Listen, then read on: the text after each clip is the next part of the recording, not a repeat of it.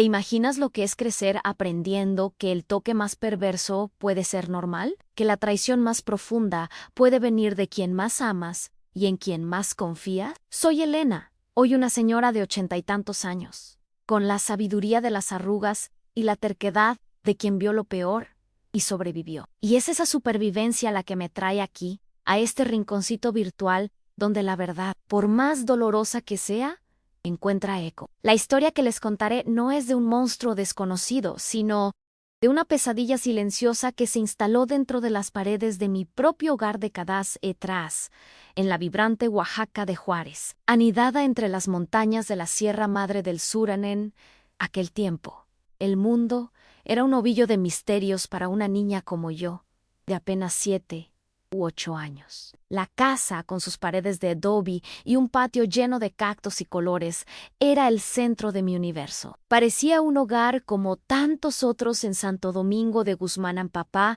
en la faena, mamá cuidando la casa. Un hermano, Mayo Ere, pero la fachada de normalidad escondía una herida abierta, un secreto que me asfixiaba, haciendo de cada día una cuerda floja entre la inocencia robada y el terror velado. Mi hermano Ricardo era 4 años mayor. Él tenía esos ojos oscuros y profundos, que para los demás parecían cautivadores, pero para mí eran el espejo de mi dolor. Me invitaba a jugar en el granero, para ver a los burros, decía, o para ayudarlo a recoger el maíz en los campos cerca de casa, donde él, olor a mezcal, flotaba en el aire, y yo, con la ingenuidad de una niña que desesperadamente quería creer que aquello era un juego de hermanos, iba. Pero lo que sucedía allí, lejos de los ojos de todos, era una pesadilla que se repetía. Lo peor de todo, el silencio cómplice. Y mi madre, esa es la parte que aún hoy me desgarra el alma. Ella sabía, vio, sintió, presenció el terror en mis ojos, la repulsa en mi cuerpo infantil, y aún así, lo permitía. Sus palabras, susurradas con una frialdad que rayaba en la indiferencia, resuenan como una campana en mi memoria. Está todo bien. Elena es tu hermano. No hace mal. Antes de sumergirnos a fondo, me encantaría saber desde dónde nos acompañan en esta historia. Es una alegría inmensa saber que mis experiencias pueden tocar corazones en tantos lugares diferentes. Dejen su comentario abajo y cuéntenme. Esa frase, que debería traer consuelo, fue el sello de mi condena, enseñándome que mi dolor era insignificante, que lo que sucedía era acceptable. Crecí con la herida abierta, con la duda cruel sobre mi propia cordura, sobre la validez de mi sufrimiento y sobre el amor de mi madre. Fueron años, mis queridos, años y años de un tormento que se repetía. Cada día era una batalla silenciosa para evitar los momentos a solas con el para Escándar, para volverme invisible. Mi infancia fue robada, llena de un miedo constante, de una vergüenza que no me pertenecía, pero que yo cargaba como la cruz más pesada. La alegría, la ligereza de ser niña, todo eso me fue arrancado con una crueldad indescriptible. Me convertí en una niña callada, observando el mundo de lejos, como si hubiera una barrera invisible entre yo y los otros niños. Fingía sonreír, fingía jugar en las calles de Yelatlaco, pero por dentro un nudo me apretaba el pecho, un grito silencioso que no sabía cómo liberar. La inocencia para mí era un recuerdo distante, un sueño deshecho. Esta experiencia moldeó a la mujer que soy de maneras profundas y duraderas. Mi dificultad para confiar, mi aislamiento, todo se remonta a esa infancia destrozada. Aprendí a defenderme sola, a construir muros tan altos que nadie más pudiera alcanzarme, para que nadie más pudiera herirme. Una niña no debería tener que aprender a ser tan fuerte, tan endurecida, tan sola. Ahora, prepárense para conocer la increíble jornada de una abuela que, con una fuerza que ni ella sabía que tenía, superó el trauma más profundo y encontró la voz que le fue arrebatada. Aprenderán cómo la resiliencia y la búsqueda de la verdad pueden aplicarse en su propia vida para sanar heridas antiguas. Vamos a empezar. Las palabras de mi madre se convirtieron en mi mantra particular de dolor, un eco constante que validaba lo inexplicable y me condenaba al silencio. Es tu hermano, no hace mal. ¿Cómo podía una niña cuestionar la verdad que venía de su propia madre? En Oaxaca, donde las tradiciones y la palabra de los mayores eran ley, esa frase tenía el peso de una sentencia. Yo era una niña que amaba los colores vibrantes de los alebrijes, las figuras fantásticas esculpidas en madera, pero mi vida parecía desvanecerse cada día bajo el yugo del miedo. Los años se arrastraban como las procesiones lentas de la Semana Santa, cada día idéntico al anterior en su repetición monótona de terror. El abuso se convirtió en un ritual sombrío, una parte intrínseca de mi cotidiano, tan presente como el olor a chocolate de agua que flotaba en el aire de las mañanas. Yo vivía en un estado de alerta constante, con los sentidos agudizados para detectar cualquier señal de la aproximación de Ricardo. Cada sombra en la pared, cada crujido de la madera, cada sonido de pasos en el patio me hacía encogerme. Mi cuerpo, antes libre y expresivo en los juegos con los otros niños en las calles de Xochimilco, se convirtió en un refugio para mi miedo, un envoltorio que yo deseaba desesperadamente que fuera invisible. La inocencia fue arrancada de mí en pedazos, como las hojas secas de maíz son arrancadas. Yo no entendía lo que me estaba pasando, pero sabía, en el fondo de mi alma infantil, que era algo malo, algo sucio, algo que debía esconder a toda costa. La vergüenza era una manta pesada que me cubría, aislándome del mundo. Incluso cuando estaba rodeada de gente en el Zócalo, observando a los bailarines de jarabe tapatío, la infancia, que debería ser un jardín de descubrimientos y alegrías, se transformó en un campo minado de trampas emocionales. Evitaba el contacto físico, incluso de cariño, con mis padres. Cualquier toque me hacía estremecer, reviviendo las sensaciones que me atormentaban. Mi risa se volvió forzada, mis juegos, mecánicos. Me sentía una marioneta, cuyos hilos eran tirados por un secreto que me asfixiaba. Las noches eran las peores. Mientras la ciudad dormía bajo el brillo de la luna de Oaxaca, yo revivía los abusos en pesadillas vívidas, despertando sudada, con el corazón disparado y la sensación de estar aún atrapada en sus manos. La cama, debería ser un santuario de descanso. Era otro escenario para la tortura de mi mente. La escuela, que debería ser un escape, era otro desafío. Tenía miedo de destacar, de llamar la atención, de ser notada. Vivía en los márgenes, un fantasma silencioso en el aula. Las letras del alfabeto y los números parecían bailar ante mis ojos, mezclándose con las imágenes de mis miedos. Mis notas bajaron, y los maestros, sin entender la causa de mi apatía, me veían como una niña distraída quizás un poco. Lenta, nadie preguntaba por los porqués de mi tristeza. Nadie veía los moretones invisibles de mi alma. Me sentía atrapada en una jaula de cristal, gritando sin sonido, golpeando sin fuerza, deseando desesperadamente que alguien, cualquiera, me viera, me oyera, me salvara. Pero el mundo, en su rutina, pasaba por mí como si yo fuera solo una sombra. El impacto de esos años se extendió mucho más allá de mi infancia. La adolescencia fue un periodo de profunda soledad y confusión. Mis amigas en Tehuantepec comenzaban a soñar con bailes y novios. Yo me encerraba aún más. La intimidad era un concepto aterrador.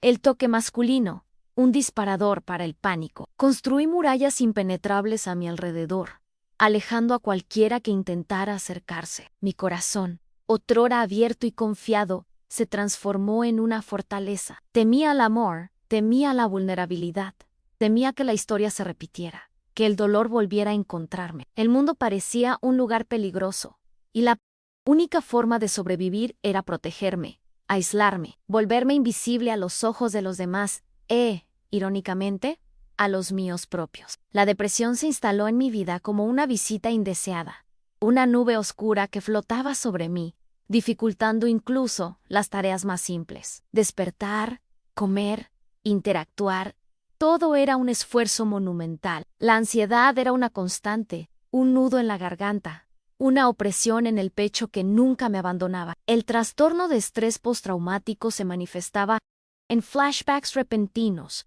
en momentos en que era arrastrada de vuelta a esos graneros, a esas noches de terror. Vivía en un ciclo vicioso de dolor, culpa y vergüenza, sin saber cómo romperlo, sin vislumbrar una salida. Parecía que estaba atrapada en un laberinto sin fin, y en cada curva, el fantasma del pasado me esperaba, Mis relaciones futuras se vieron profundamente afectadas. Me saboteaba constantemente, alejando a las personas que me querían, con miedo de que descubrieran mi secreto, de que vieran la mancha que sentía que cargaba. Las pocas relaciones amorosas que intenté construir eran superficiales, desprovistas de verdadera intimidad. No lograba entregarme, abrirme, confiar. El miedo a ser lastimada nuevamente, a ser traicionada, a revivir el dolor del pasado, era más fuerte que cualquier deseo de conexión. Mi cuerpo parecía una prisión, y mi alma un pájaro herido, incapaz de volar libremente. La familia, que debería ser mi base, era la fuente de mi dolor. Mi alleged mi padre que, en su ausencia y en su inconsciencia, también fue cómplice de mi sufrimiento. Con mi madre, la relación era de una frialdad casi insoportable, permeada por un silencio elocuente. Nunca más hablamos del asunto. Nunca más tocamos la herida abierta. Ella seguía su vida como si nada hubiera pasado. Y yo, como si no existiera para ella más allá de las apariencias. La dinámica familiar era una danza macabra de negación y omisión, donde la verdad era un tabú y la fachada, la prioridad. Máxima, yo cargaba la cicatriz del abuso no solo en mi memoria, sino en cada célula de mi cuerpo. Mi postura era encorvada, mis hombros tensos, como si estuviera siempre preparándome para un golpe. Tenía problemas digestivos crónicos, dolores de cabeza constantes, una serie de males físicos que eran, en realidad, manifestaciones somáticas del trauma no procesado. Mi cuerpo gritaba lo que mi voz no podía, lo que mi mente se negaba a reconocer. Era como si el sufrimiento se hubiera enraizado en mí, transformándome en un mapa vivo de mi propio dolor. Y así, los años se transformaron en décadas. Me hice adulta, me casé, tuve hijos, pero la niña herida de Oaxaca seguía viva dentro de mí, una sombra que me acompañaba en cada paso, en cada decisión. El pasado era un fantasma persistente, una presencia constante que me impedía vivir plenamente, sentir la verdadera alegría, liberarme de las cadenas que me ataban. Ansiaba sanar, tener paz, un día en que la verdad pudiera, finalmente, pero ¿cómo encontrar el camino hacia la curación cuando uno está atrapado en un laberinto construido con las manos de aquellos que deberían haberte protegido? La jornada era larga e incierta, pero la llama de la esperanza, por pequeña que fuera, nunca se apagó completamente dentro de mí. El deseo de un día respirar sin el peso del secreto era lo que me impulsaba a continuar, incluso en los días más oscuros. Aquel día fatídico se grabó en mi memoria con la intensidad de un rayo que rasga el cielo en una tormenta de verano, un momento de ruptura que para The Equipment me empujó hacia la luz. Yo ya era una mujer adulta, de unos 40 y tantos años, viviendo en la Ciudad de México, una metrópoli vibrante que, a pesar de toda su energía, no lograba disimular el vacío que sentía por dentro. La vida seguía su ritmo frenético, los coches tocando el claxon en las calles de Reforma, el olor a tacos al pastor flotando en el aire, la energía pulsante de la plaza de la Constitution. Tenía una vida aparentemente normal. Un marido cariñoso, Alejandro, y mis 2 hijos, Sofía y Diego, que eran la luz de mis ojos. Pero detrás de la fachada de normalidad, la niña de Oaxaca aún gritaba en silencio. Era un domingo de fiesta, una carne asada en casa de una amiga en Coyoacán. Los niños corrían por el jardín. Los adultos conversaban animadamente. El sonido de mariachis tocaba de fondo. Yo estaba sentada en una silla mecedora, observando la alegría de mis hijos, y un pensamiento me golpeó como un trueno. Yo no quería que ellos, jamás, vivieran lo que yo viví. Esa comprensión tan simple y tan abrumadora fue el detonante. No podría protegerlos verdaderamente si seguía viviendo bajo la sombra de mi propio trauma. Si mi herida no cicatrizaba, la idea de que el ciclo de dolor pudiera, de alguna manera, alcanzarlos, era insoportable. Ese mismo día, por la noche, el peso del secreto me asfixió de una forma que nunca antes había sucedido. Las memorias volvieron con una intensidad sofocante. Las sensaciones, los olores, las palabras de mi madre. Estaba acostada junto a Alejandro, pero la soledad era inmensa. Él dormía profundamente, y yo sentía una culpa inmensa por esconderle una parte tan fundamental de quien yo era. El miedo a perderlo si él lo sabía, a ser juzgada, a ser vista como rota, me paralizaba. Pero el deseo de ser íntegra, de ser libre, para amar a mis hijos sin reservas, era aún mayor. Fue entonces que la decisión se solidificó. Necesitaba ayuda, necesitaba hablar.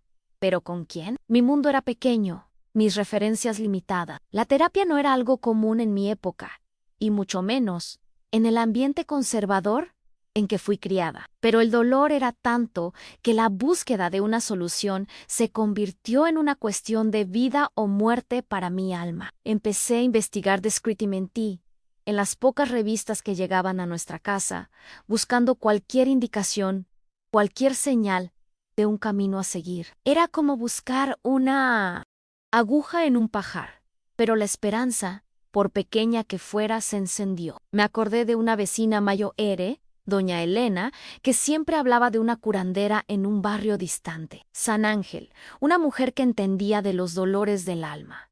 Siempre desconfié de esas cosas, criada en una familia muy católica, pero la desesperación nos lleva por caminos inusuales. Tomé valor y fui a buscarla. No le conté a nadie, ni siquiera a Alejandro. Disfracé la visita como una ida al mercado de artesanías local, donde se vendían las famosas catrinas. La casa de doña Elena era sencilla pero acogedora, con olor a incienso y hierbas. Tenía ojos sabios y amables, que parecían ver mi alma incluso antes de que abriera la boca. Sentada en su sala, con las paredes adornadas con milagritos e imágenes de santos, empecé a llorar. Un llanto que vino del fondo de mi alma, un llanto de décadas, un llanto de niña y de mujer. Y por primera vez en la vida, las palabras salieron, no de una vez, sino en fragmentos, entre sollozos y largas pausas. Le conté a ella por primera vez. Sabra Ricardo sobre mi madre, sobre el terror que me consumió.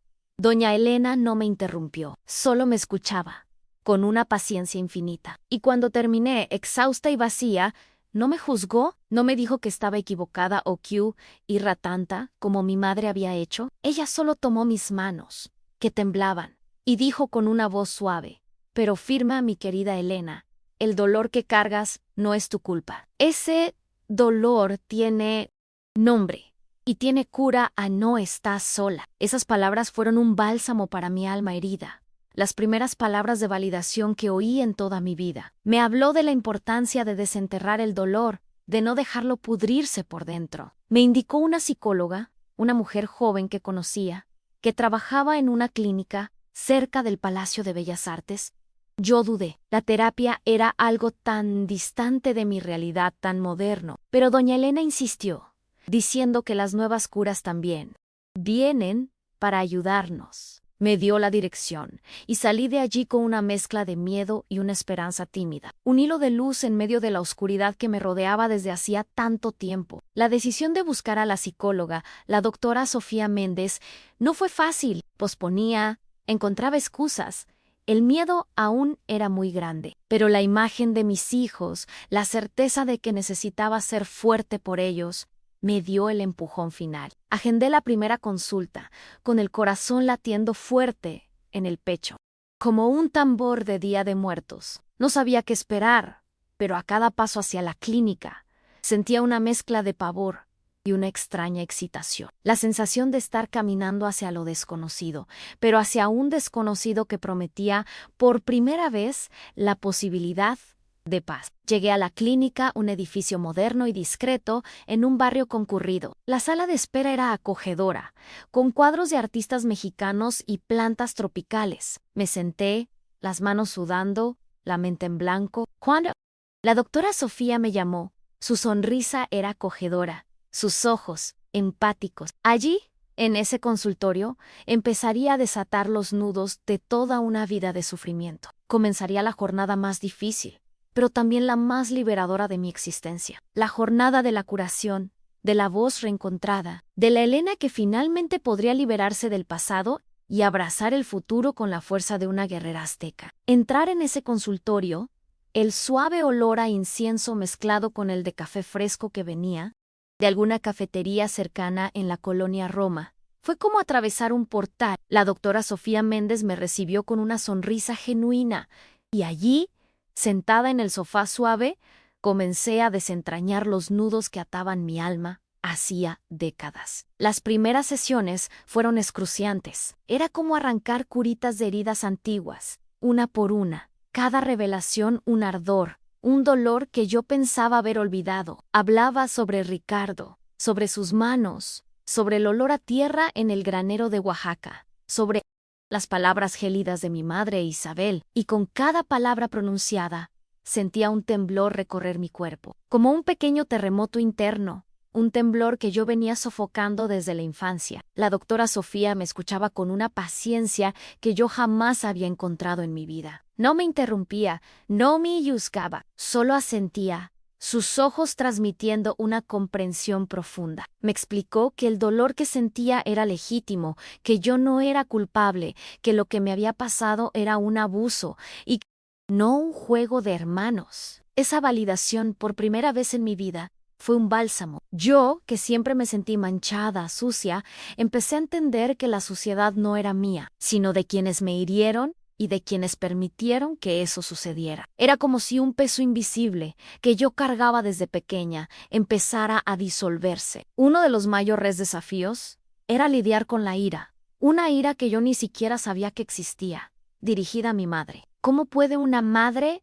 permitir que esto le suceda a su propia hija? Esa pregunta me atormentaba, y la doctora Sofía me ayudó a entender que la ira era una emoción natural y necesaria, una parte del proceso de luto por la infancia robada y por la traición materna. Era como desenterrar una olla de mole negro que había fermentado por años, su sabor amargo e intenso. Aprendí que la ira, cuando reconocida y procesada, puede ser una fuerza motriz para la curación why no anvanino. El proceso de terapia no era lineal. Había días en que me sentía más ligera, como una mariposa volando libre, y otros en que la oscuridad parecía tragarme de nuevo. Volvía casi exhausta, con la cabeza palpitando y el corazón pesado. Alejandro notaba mi agotamiento, mi tristeza, pero yo aún no tenía el valor de compartir con él la profundidad de mi tormento. Solo decía que tenía migraña, que el día había sido difícil. Él, en su bondad, me traía un té de manzanilla y me dejaba descansar. Deseaba desesperadamente contarle, pero el miedo a su reacción, a su desaprobación, aún era muy fuerte. La doctora Sofía me animó a hacer ejercicios de respiración, a meditar, a encontrar formas de reconectarme con mi cuerpo de una manera segura y gentil. Me sugirió que me dedicara a algo que me diera placer, algo que me permitiera expresar mis emociones. Fue entonces cuando, por sugerencia suya, empecé a pintar. Compré lienzos, pinturas, pinceles, y empecé a pintar los colores de mi alma, las sombras, las luces, los miedos y las esperanzas. Era una forma de liberar lo que no podía expresar en palabras, una especie de danzón silencioso que liberaba mis emociones. Empecé a asistir a un grupo de apoyo para sobrevivientes de abuso, indicado por la doctora Sofía. Al principio, la idea me aterrorizaba. Compartir mi historia con extraños parecía imposible. Pero la primera reunión en un centro comunitario cerca del bosque de Chapultepec lo cambió todo. Ver a otras mujeres de diferentes edades y historias compartiendo sus dolores y sus victorias. Fue un punto de inflexión.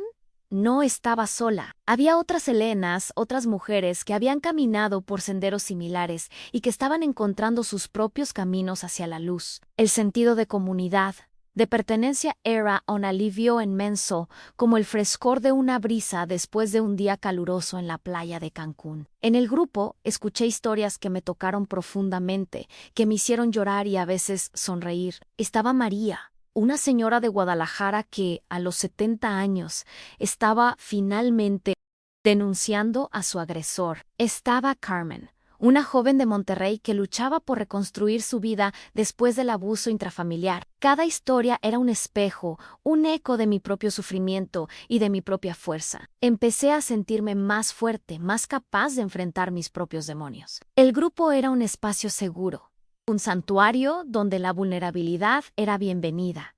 Y la curación era un proceso colectivo. Y a medida que me abría en el grupo y en la terapia individual, en paz noto cambios en mi comportamiento. La postura encorvada dio paso a una columna más erguida. Mi mirada, antes huidiza, se volvió más directa. Empecé a sonreír con más frecuencia, una sonrisa genuina que venía del alma. La ira, antes explosiva, empezó a transformarse en una fuerza para la acción, un deseo de luchar no solo por mí, sino por otras mujeres que aún estaban atrapadas en el silencio. Era como si la Elena que debía haber sido en Oaxaca estuviera finalmente emergiendo, floreciendo como una flor.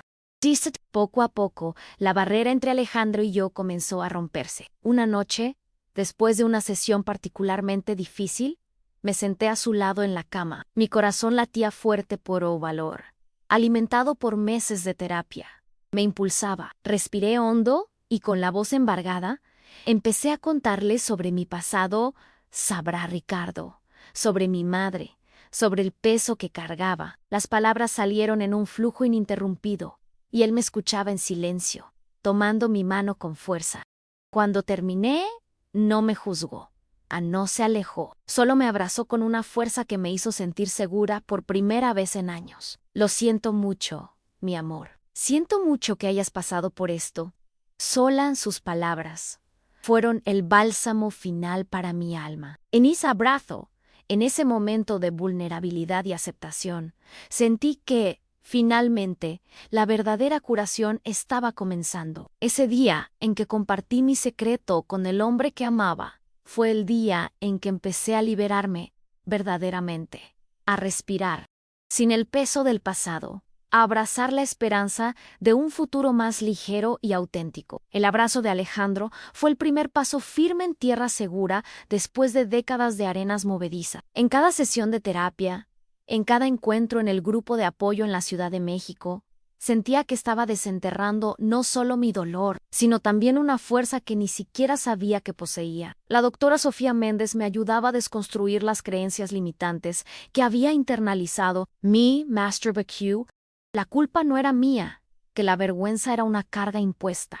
y que yo tenía el derecho de sanar, de vivir plenamente. Era como si ella me entregara las llaves de una hacienda abandonada dentro de mí. Y yo, poco a poco, empezaba a restaurar cada habitación. En el grupo de apoyo, aprendí a reconocer los detonantes, las situaciones que me remitían al pasado. El olor a tierra mojada me transportaba al granero en Oaxaca. La voz de hombres mayores, con un tono similar al de Ricardo, me hacía encogerme, pero ahora tenía herramientas, podía respirar, anclarme en el presente, recordar que estaba segura, en la Ciudad de México, rodeada de personas que me amaban. El apoyo de las otras mujeres era fundamental. Me entendían sin que yo necesitara explicar cada detalle. Éramos como las calaveras de azúcar del Día de Muertos indiferentes, pero unidas por una celebración de la vida que había superado la muerte simbólica. La relación con mi madre, Isabel, seguía siendo una herida abierta.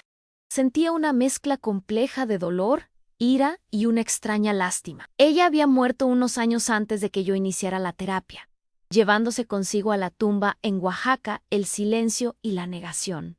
No hubo la conversación catártica que tanto anhelaba. No hubo un pedido de disculpas, una validación final de su parte. Esa ausencia de cierre era un desafío, pero la doctora Sofía me ayudó a entender que la curación no dependía de la reacción del otro, sino de mi propia capacidad de perdonar, no el acto, sino a mí misma, por haber cargado esa culpa. Con el tiempo, el deseo de justicia empezó a florecer, no una justicia legal, pues el tiempo había borrado cualquier posibilidad de denuncia formal contra Ricardo. Él también ya había fallecido, viviendo su vida sin haber sido confrontado por sus actos. La justicia que yo buscaba era otra la de dar voz a lo que fue silenciado, la de Alerter, la de romper el ciclo para otros niños. Mi corazón de abuela, ahora desbordante de amor por mis nietos, Isabela y Mateo, me impulsaba. No quería que ningún otro niño en México o en cualquier otro lugar viviera la pesadilla que yo viví. Comencé a involucrarme con grupos de concientización sobre abuso infantil. Al principio, solo como oyente. Después, tímidamente empecé a compartir pequeños fragmentos de mi historia. siempre de forma anónima. Cada vez que hablaba, aunque fuera para un pequeño grupo de activistas en un centro comunitario en Tlalpan, sentía un nudo deshacerse en mi pecho. Era como encender una vela en el Día de Todos los Santos, en una luz para guiar y disipar la oscuridad. La voz que me fue robada estaba siendo poco a poco rescatada. La idea de que mi experiencia pudiera ayudar a otras personas a romper el silencio me daba un propósito renovado. Empecé a estudiar sobre el tema, a leer libros, a participar en charlas. Aprendí sobre la psicología del trauma, sobre los mecanismos de defensa, sobre la importancia del apoyo multidisciplinario. Era fascinante y al mismo tiempo doloroso ver en cada teoría y en cada relato de otros sobrevivientes mi propia historia siendo recontada. Pero ahora, con la lente de la comprensión y la empatía. Un día, en una conferencia sobre derechos de la infancia en Puebla, escuché el testimonio de una joven que había sido abusada por su padre. Sus palabras eran un espejo de mis propias emociones de niña. En ese momento, decidí que era hora de dar un paso más allá. Necesitaba compartir mi historia completa, con mi identidad, con mi voz. Era un riesgo, lo sabía. El estigma aún es grande, incluso en el México que avanza, pero el valor de ser la Elena que sobrevivió era mayor que el miedo. Hablé con la doctora Sofía, que me apoyó plenamente. Alejandro, ahora consciente de todo mi pasado, me dio la fuerza que necesitaba. Tu historia merece ser escuchada, mi amor. Puede cambiar vidas. Él, que siempre fue un puerto seguro, se convirtió en mi mayor defensor. Mis hijos, ahora adultos, Sofía y Diego, también me apoyaron, emocionados con la fuerza de su madre. El amor de ellos era el abono que faltaba para que mi alma floreciera. Busqué a una periodista en la Ciudad de México, conocida por su trabajo investigativo y sensible en causas sociales. Elena Rojas me escuchó con atención y percibí en su mirada una mezcla de asombro y admiración. Empezamos a trabajar juntas en un artículo detallado sobre mi jornada. Hablar abiertamente para una publicación tan grande era aterrador, pero yo estaba determinada. Con cada palabra dicha, con cada memoria revivida, sentía que estaba no solo contando una historia, sino construyendo un legado de resistencia y esperanza. El artículo fue publicado en un periódico de gran circulación, y la repercusión fue inmediata y abrumadora. Recibí cientos de mensajes de apoyo de otras sobrevivientes que encontraron en mis palabras el valor para buscar ayuda. Mujeres de Guadalajara, Monterrey, Veracruz, Chiapas, Mérida, de todos los rincones de México y hasta de otros países latinos,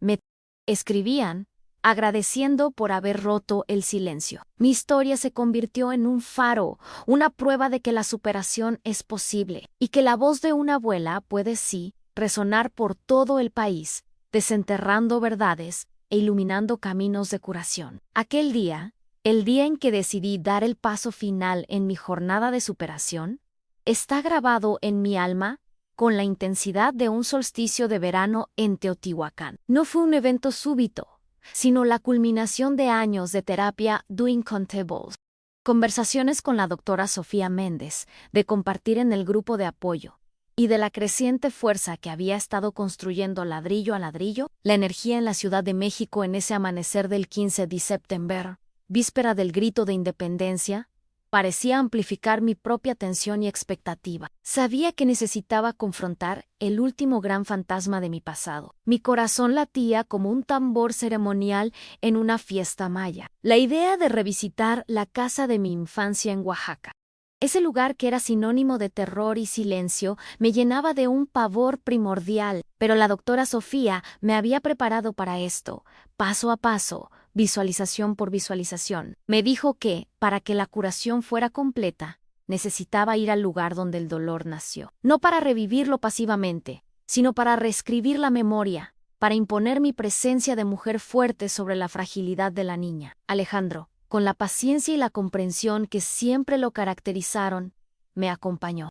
Me sostuvo la mano con firmeza durante todo el viaje, desde el vuelo turbulento que parecía reflejar mi agitación interna, hasta la larga carretera que nos llevaba de vuelta a las raíces de mi dolor. En sus ojos, yo veía no solo amor, sino un respeto profundo por mi coraje. Él era mi puerto seguro, mi nahual protector, el ancla que me mantenía firme mientras navegaba por mares turbulentos. Al llegar a Tlapujawa, el pueblo que fue el escenario de mi pesadilla, fui golpeada por una avalancha de sepsi, el olor a tierra mojada después de una lluvia fina, el aroma de las jacarandás florecidas, el sonido distante de las campanas de la iglesia de San Pedro y San Pablo, todo me remitía a aquella época. La casa de mi infancia estaba allí, casi inalterada, las paredes de madera ahora más gastadas, el patio de bugambilias un poco más salvaje. Mi cuerpo se tensó, la respiración se acortó, y sentí un frío gélido recorrer mi espina dorsal,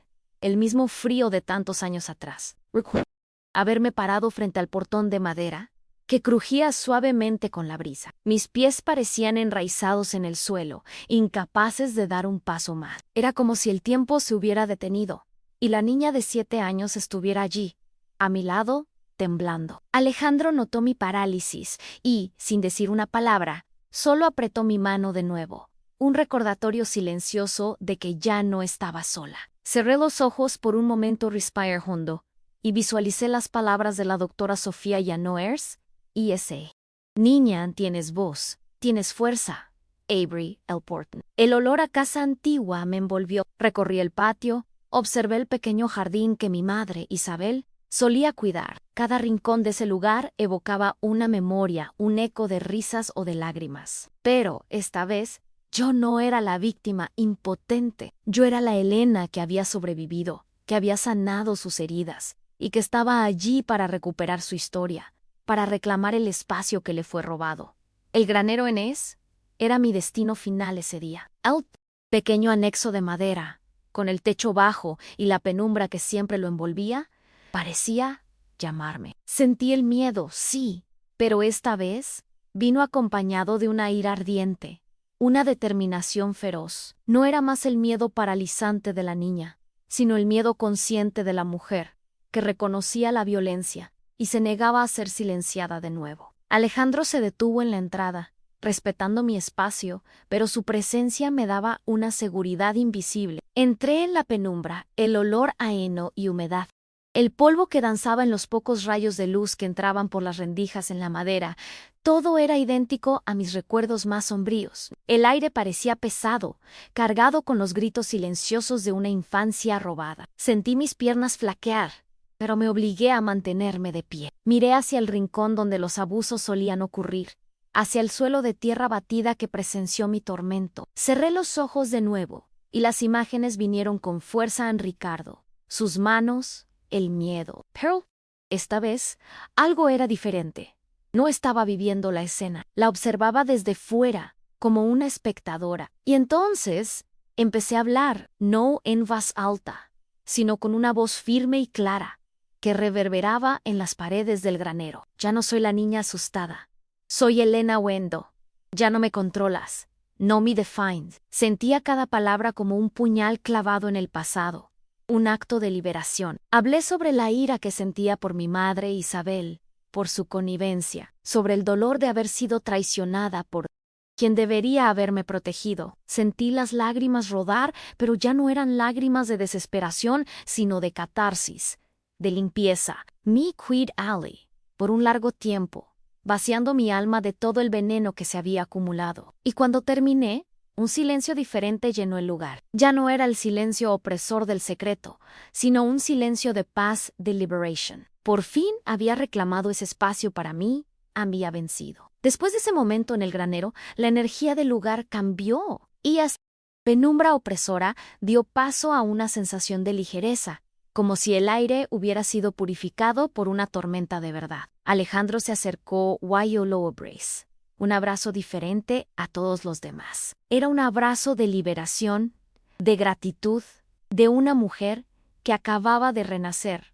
No necesitó preguntar. Mis ojos, ahora humedecidos no de dolor sino de alivio, contaban la historia de mi victoria. Salimos del granero y de la casa, y el sol de Oaxaca parecía más brillante, el canto de los pájaros más melodioso.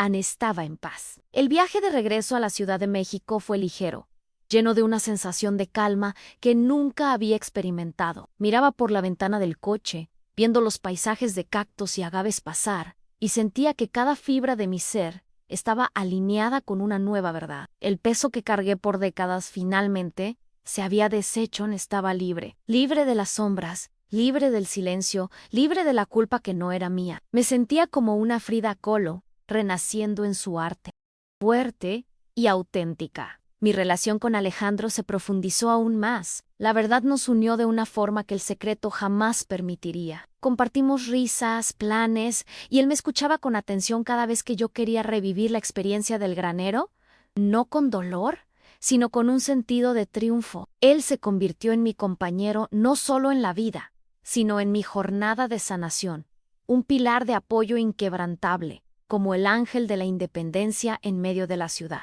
Mis hijos, Sofía y Diego, también percibieron el cambio. Mi alegría era palpable, mi presencia más ligera. Pude conversar con ellos abiertamente sobre la importancia de hablar sobre lo que nos lastima, de buscar ayuda, de nunca callar ante el abuso. Quería que crecieran en un mundo donde la verdad fuera valorada y la vulnerabilidad, una fuerza, no una debilidad. Nuestras conversaciones se volvieron más profundas, más conectadas, como los hilos de un tapete de Teotitlán del Valle, tejiendo nuevas historias. Continue me. Terapia con la doctora Sofía. Pero las sesiones ahora tenían otro tono. Ya no se trataba de desenterrar el dolor, sino de construir un futuro. Exploramos cómo podría usar mi experiencia para ayudar a otros, para convertirme en una voz activa en la concientización sobre el abuso infantil. Mi fuerza no venía solo de la superación, sino del deseo de transformar mi dolor en propósito. Me sentía como una curandera moderna, usando mis propias heridas para sanar otras. El trabajo con la periodista Elena Rojas tomó un nuevo impulso. Estaba más fuerte, más articulada, y las palabras fluían con más facilidad. El artículo final fue un retrato poderoso de mi jornada, y la repercusión fue aún mayor. Recibí invitaciones para dar charlas en universidades, en centros comunitarios en Guadalajara, Monterrey, Puebla. Yo, la niña silenciosa de Oaxaca, estaba ahora en el escenario, con un micrófono en la mano, compartiendo mi historia con cientos de personas. En una de esas charlas, en un auditorio lleno entre la UNAM, miré al público y vi en los ojos de muchas mujeres el mismo brillo que un día estuvo en los míos, el brillo del dolor, pero también el brillo de la esperanza. En ese momento, tuve la certeza de que todo el sufrimiento había tenido un propósito. Mi voz ya no era solo mía, era la voz de muchas, un coro que se alzaba contra el silencio y la impunidad. Era como la celebración del grito de Dolores, un llamado a la libertad. La curación no es un destino, es una jornada continua. Hey Díaz Ann, que la sombra del pasado intenta deslizarse, en que una memoria distante trae un escalofrío. Pero ahora tengo las herramientas para lidiar con eso. No estoy definida por lo que me sucedió, sino por la forma en que me levanté, cómo encontré mi voz, cómo transformé la oscuridad en luz. Soy Elena, la abuela que lleva en sus arrugas las marcas de la batalla, pero también el brillo de la victoria. Hoy, a mis 80 y tantos años, vivo con una paz que jamás imaginé posible. Juego con mis nietos, cocino mi sopa de tortilla con alegría y disfruto cada amanecer en la Ciudad de México con gratitud. Mi historia, que un día fue mi mayor secreto y mi mayor vergüenza, ahora es mi mayor legado. Y es por eso que estoy aquí en este foro, para que cada uno de ustedes que me lee sepa la superación es posible, la curación es real, y su voz, por más silenciada que haya sido, merece ser escuchada. No están solos.